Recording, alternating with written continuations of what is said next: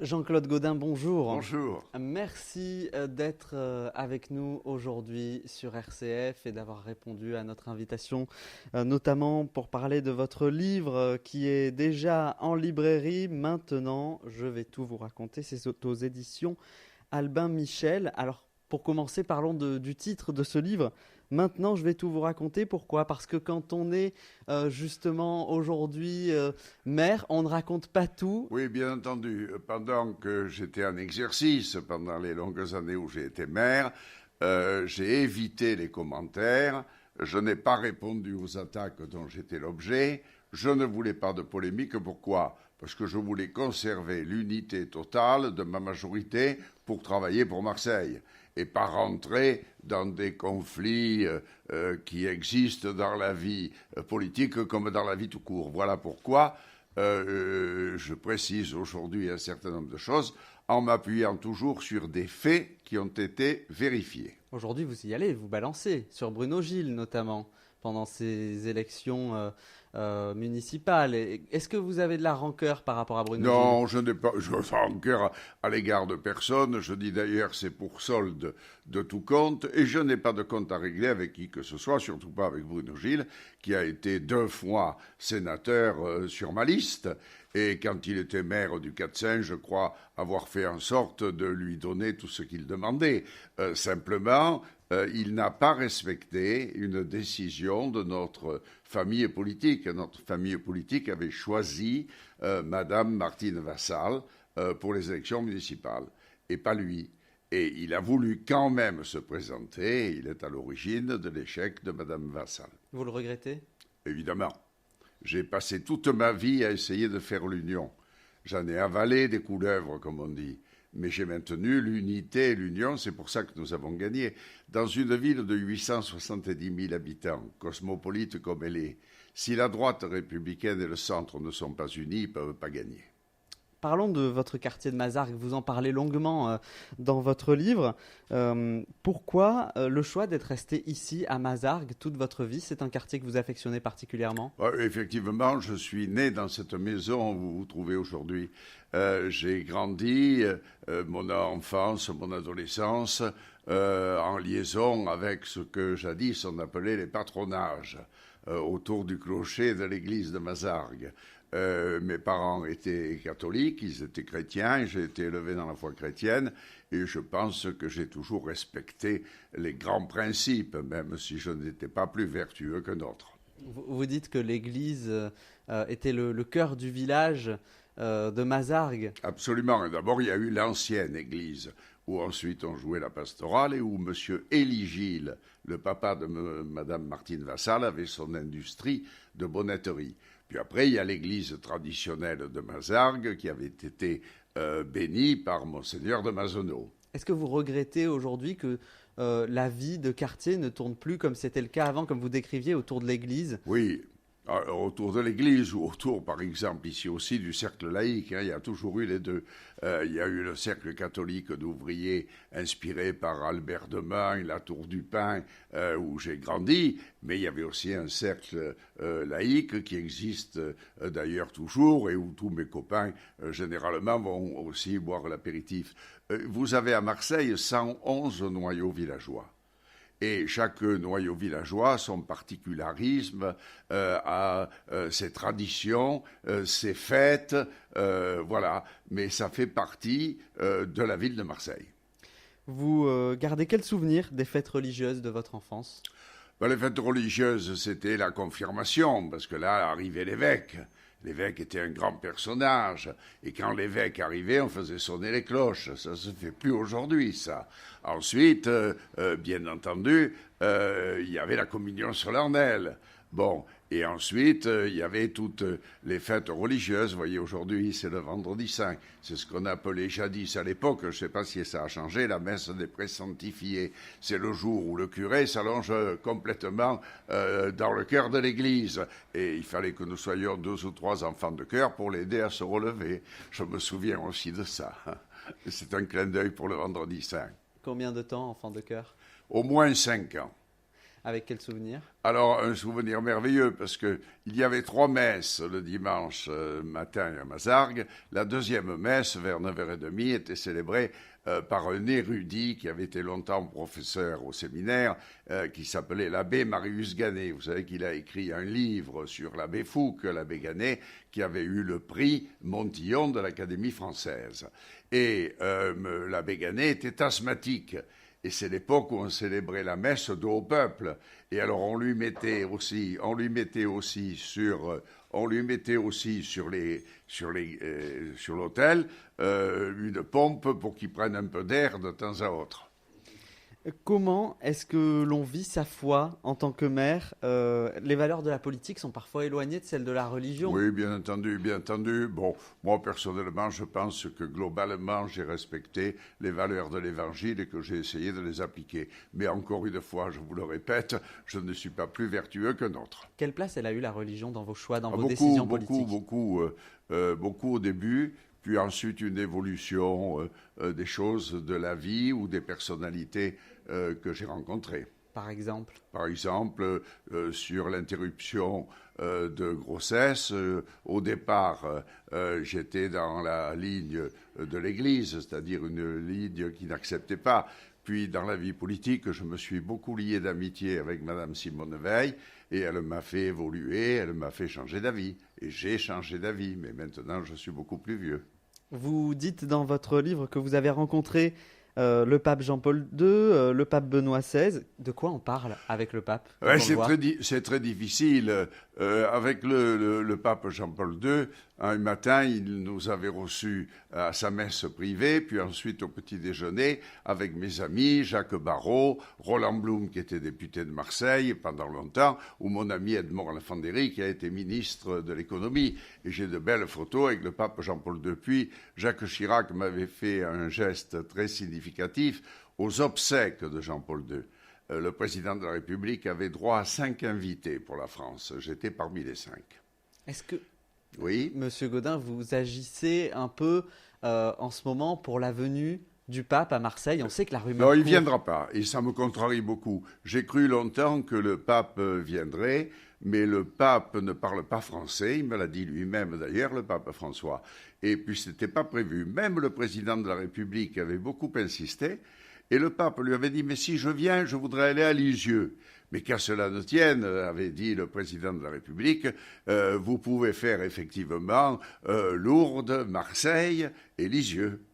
Et donc, Et peut-être même pas Paris, mais vous savez que même quand il est venu en France à Strasbourg, il est allé au Parlement de Strasbourg, mais il n'est pas allé dans la cathédrale de Strasbourg. Jean-Claude Gaudin, est-ce qu'il vous est arrivé un jour de douter, de perdre la foi? Non, je n'ai pas perdu la foi, mais je ne suis pas un modèle exemplaire. On continue à tourner les pages de votre livre et à avoir quelques questions également liées aussi à Gaston Defferre. Vous l'avez vu comme modèle ou comme objectif? Je l'ai vu comme modèle en tant que maire, parce que je suis rentré au conseil municipal de Marseille quand j'avais 25 ans. Dans la coalition que M. Defferre faisait entre les socialistes et les centristes pour éviter que ce soit un maire communiste. Là, effectivement, j'ai connu M. Defferre.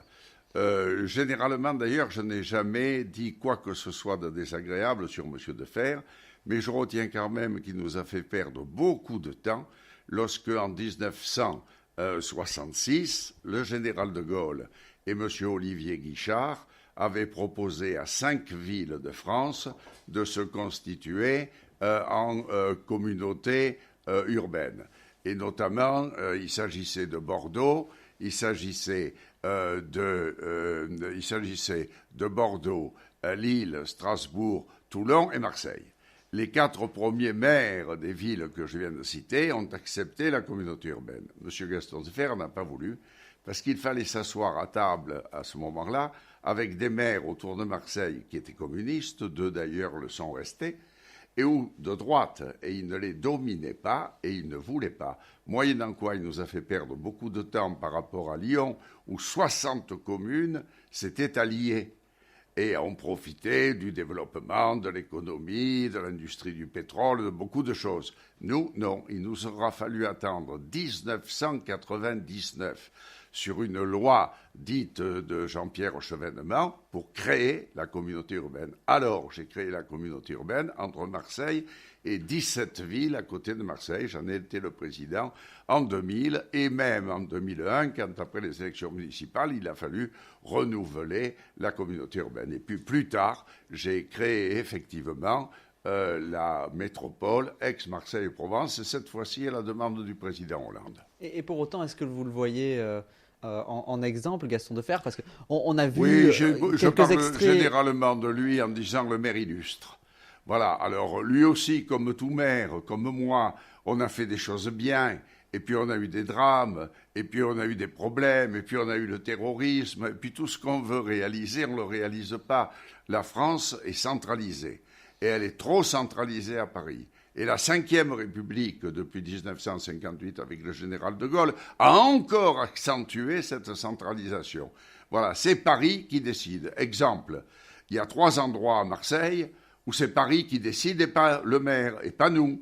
C'est le port de Marseille. Le directeur, il est nommé par le pouvoir. Le directeur des hôpitaux, Dieu sait si c'est important en ce moment, le directeur est nommé par le pouvoir. Et le grand chantier d'intérêt national qui a transformé tout le secteur du port de Marseille, c'est le pouvoir qui décide de qui sera le directeur général. Et ça, vous le regrettez de ne pas avoir réussi à le faire changer?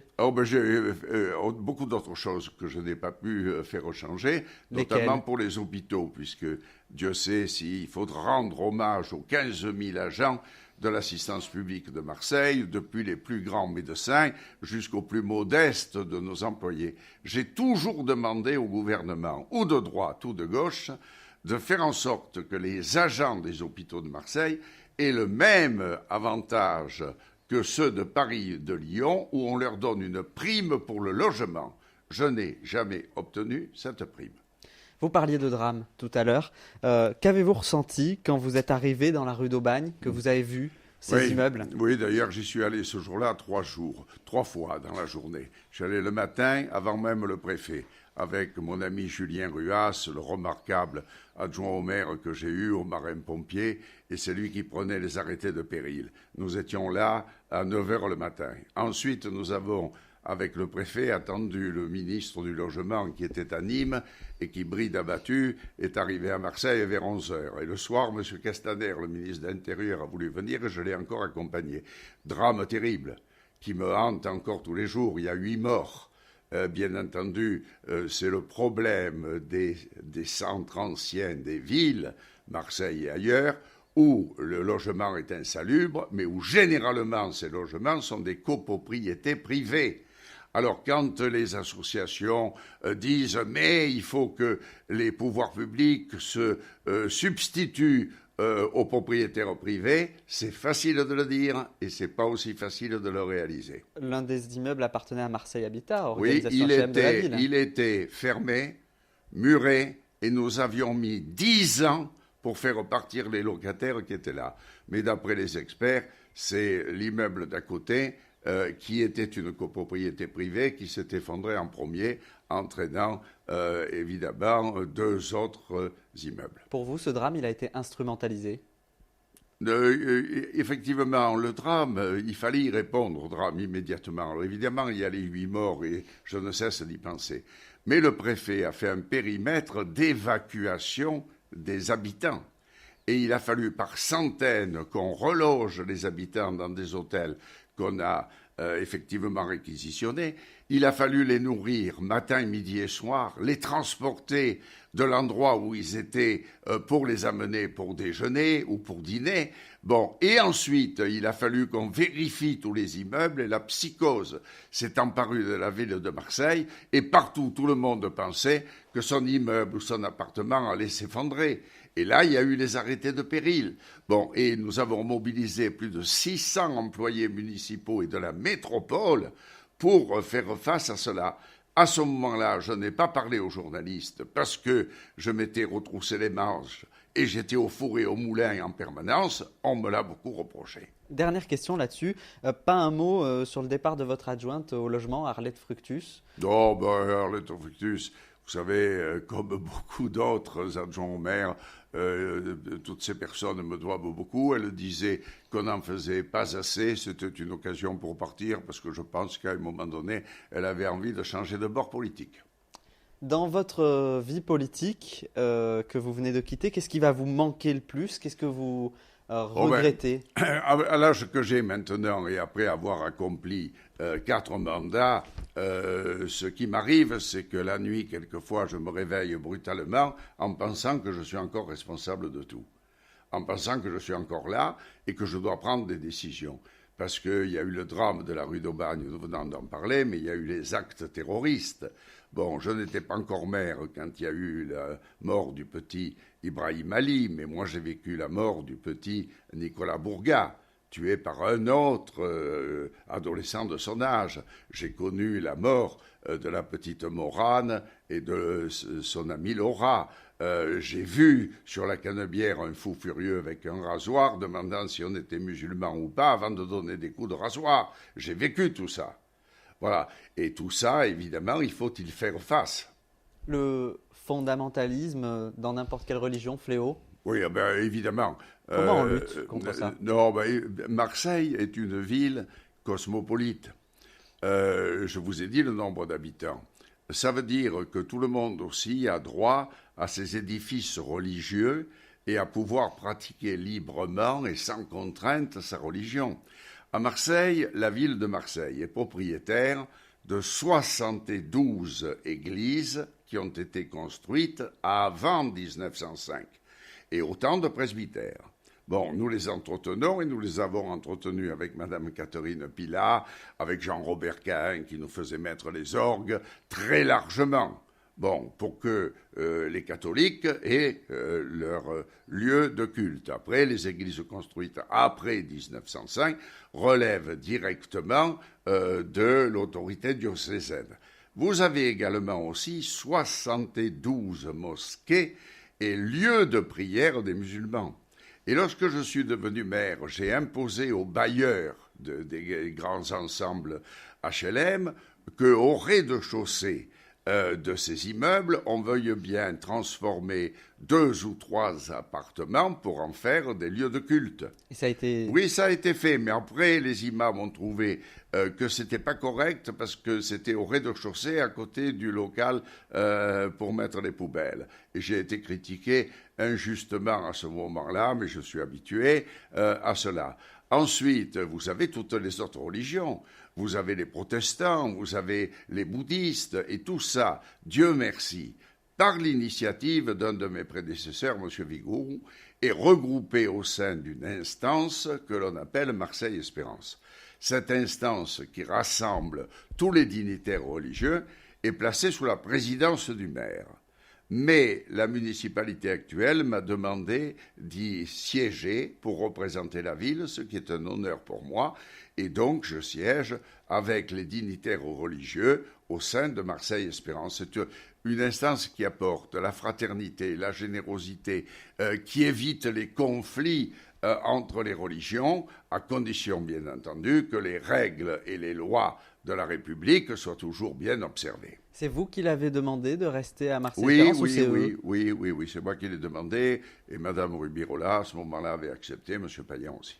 Et quel projet d'ailleurs à venir avec Marseille-Espérance? C'est-à-dire qu'il y a beaucoup de choses. Vous savez que les dignitaires de Marseille-Espérance allaient régulièrement dans des lycées pour expliquer qu'on ne répond pas à la violence par la violence, pour la tolérance.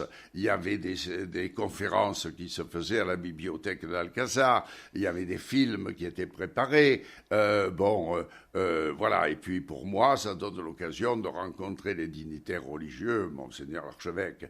Bien entendu, j'ai l'habitude de le voir et depuis longtemps, mais je suis aussi impressionné par le grand rabbin Oada, qui est un homme d'une grande culture, par les pasteurs protestants qui sont là, et mon ami le pasteur Raymond Daudré, et les nouveaux pasteurs plus jeunes qui y sont, par l'archimandrite, par l'église arménienne, en fait, toutes les religions sont à l'intérieur de Marseille Espérance, et j'ai beaucoup de considération démonstration d'estime et de respect pour, bien entendu, tous ces dignitaires. Avec des projets prévenus à l'avenir, je C'est repose ma très, en question. ce moment, vous savez bien que tout est arrêté, que l'on n'a même pas pu envisager le concert, le gala de fin d'année qui rassemblait toujours entre 3 000 et 4 000 personnes.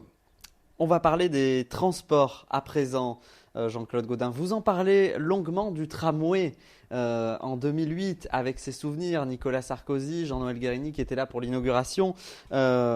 Pourquoi ce choix d'un tramway qui a été critiqué d'ailleurs parce qu'il faisait doublon avec à l'opposition, en tout cas critiqué parce que ça faisait doublon avec le métro. Pourquoi ce choix alors? Ce qui n'était pas le cas, M. Defer avait arrêté le tramway.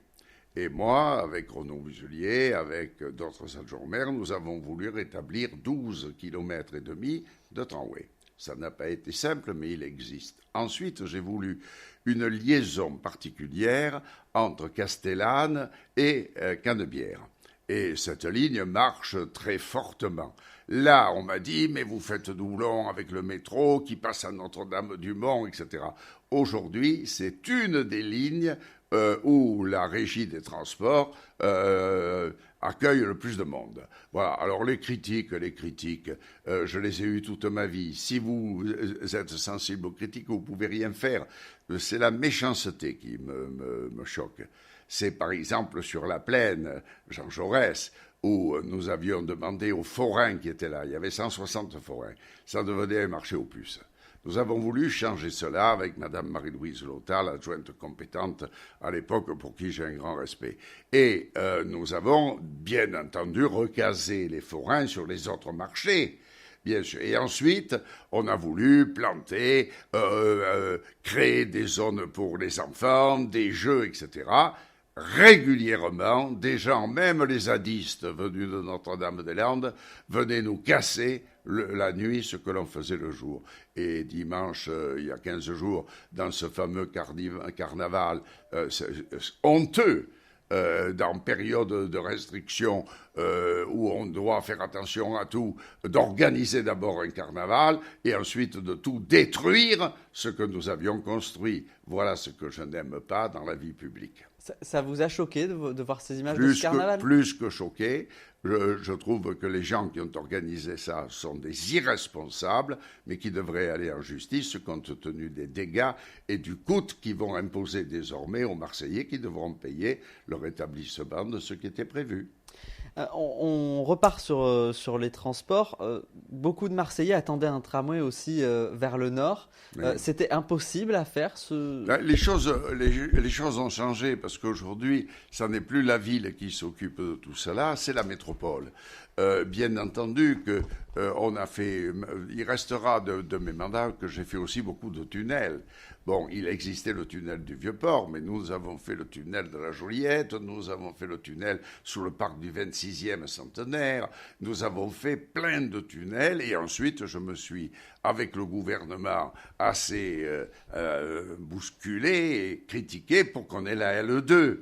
Mais aujourd'hui, dans la mode écolo, on ne voudrait plus faire le boulevard urbain sud, alors qu'on pourrait prolonger justement le tunnel qui part depuis la Capelette pour le monter jusqu'à Sainte-Marguerite et au-delà. Les écolos n'en veulent pas.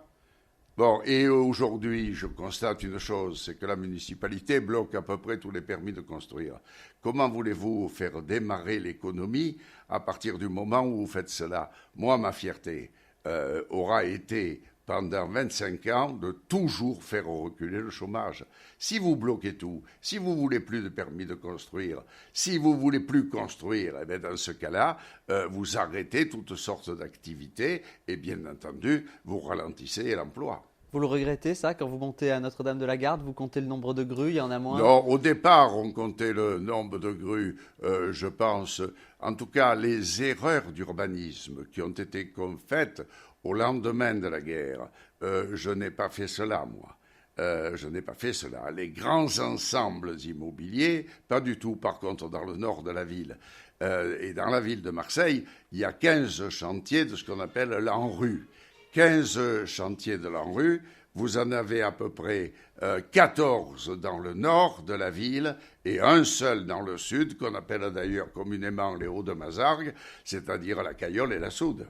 Vous soufflez aujourd'hui à l'oreille de l'opposition au conseil municipal de votre camp? Donc, je suis choqué par les propos brutaux, injurieux, qui sont souvent tenus par des gens que je ne connais pas. Déjà, je ne connais pas beaucoup d'élus de l'équipe de Mme Vassal que j'ai soutenue. Il y a beaucoup d'élus que je ne connais pas.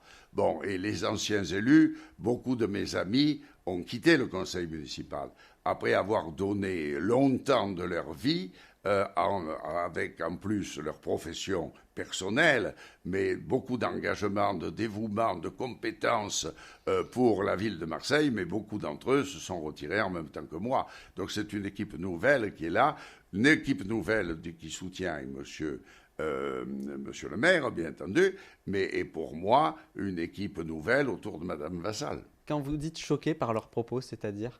Oh, ben, c'est-à-dire que tout est la faute de l'ancienne municipalité de Gaudin. Bon, par exemple, là, ils ont, paraît-il, décidé de refaire une audite sur les écoles. Avant que je parte, en commun avec l'État qui avait financé la moitié de l'audit, nous avions passé au crible les 470 écoles de la ville de Marseille. Celles qui méritaient des travaux, c'était en 2016. C'est vrai que quelques écoles en 2016, on avait peut-être un peu oublié de les restaurer fortement. Depuis, ça a largement été fait, puisque de la fin de 2016 à la fin de mon mandat, on a mis 30 à 40 millions d'euros par an sur les travaux des écoles et pour rattraper aussi, pour réparer le vandalisme. Parce que combien d'écoles sont saccagées, brûlées, oui, quelquefois, oui, les gens mettent le feu. Ils ne se gênent pas, personne ne se gêne d'ailleurs. Et là, ça coûte chaque fois des millions de réparations. Justement, quand vous dites vous y êtes allé ensuite sur les écoles, est-ce que quand on est maire, c'est impossible de ne pas faire d'erreurs de temps en temps ou d'oubli? Bien entendu qu'on fait des erreurs, bien entendu que je regrette de ne pas avoir été aidé par l'État dans un certain nombre de domaines. Mais d'abord, on fait face. Vous avez ici, dans les écoles communales, je parle, qui dépendent de la commune, 80 000 enfants. Vous en avez à peu près 60 000 qui déjeunent à la cantine. Prix de la cantine, 3,67 €. À Paris, c'est 7 € le repas. Nous, 3,67 €. Il y a 2000 enfants dont les parents sont en difficulté financière qui ont la gratuité totale. Et quand est arrivé le premier Covid, à ces 2000 enfants, nous leur avons envoyé 100 € par mois. J'observe d'ailleurs qu'aujourd'hui, le Conseil régional prend une initiative similaire pour aider les familles au moment où le président de la République a dit qu'on arrêtait les écoles. On arrête les écoles, mais pas forcément, parce que même au premier Covid, moi j'avais souhaité que les enfants des soignants d'abord, les enfants des marins-pompiers, les enfants de la police municipale et nationale sont quand même accueillis dans les écoles, même lorsqu'on avait fermé les écoles. J'observe que mon ami, le député maire, le sénateur maire de Toulon, mon ami Hubert Falco, est en train de faire la même chose aujourd'hui. Benoît Payan, il a été chef de l'opposition pendant votre dernier mandat. Qu'est-ce que vous pensiez de lui en tant que chef de l'opposition? Non, mais je pense que c'est un garçon qui a envie de faire de la politique, qui est heureux d'avoir ce mandat, qui va, je pense, s'appliquer, qui a un talent nécessaire. Simplement, il ne faut pas toujours tout noircir ce qui a été fait précédemment. Vous regrettez ces propos sur le budget, l'état des finances de la ville, par exemple? Ça vous a affecté? C'est tout à fait faux, et donc je le déplore fortement. Mais on ne l'explique pas assez. De 2014 à 2020, c'est-à-dire mon dernier mandat, nous n'avons pas augmenté les impôts. Nous avons remboursé 270 millions d'euros de la dette. Et j'avais prévu pour 2020 encore 58 millions de remboursement de la dette.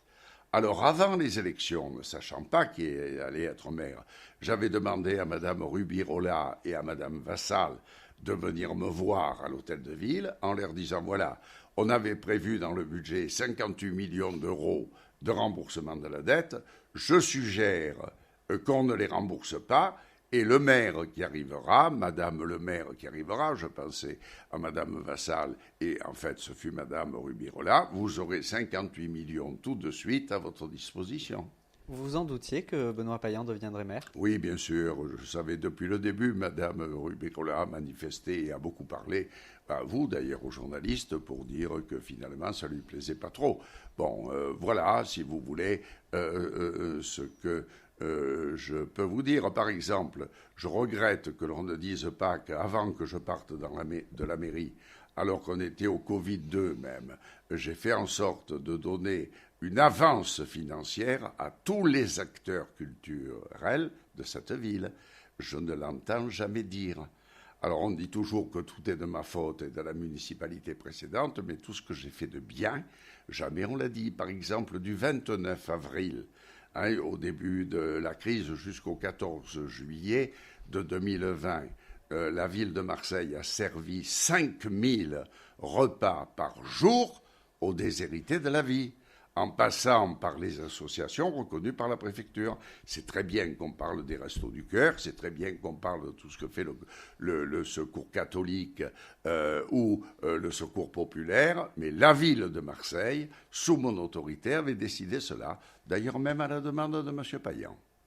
Vous avez parlé de la culture, Monsieur Jean-Claude Gaudin. Question sur Marseille, capitale européenne de la culture, c'était en 2013. Énorme succès. Vous avez eu la pression pour avoir le MUSEM ou pas du tout? Parce que c'était conditionné, ce que vous dites dans le livre. Le MUSEM, c'est une longue bataille de 10 ans. Pendant 10 ans, on m'a fait miroiter le MUSEM et chaque ministre de la Culture qui venait me voir à Marseille me disait « Est-ce que vraiment vous y tenez ?»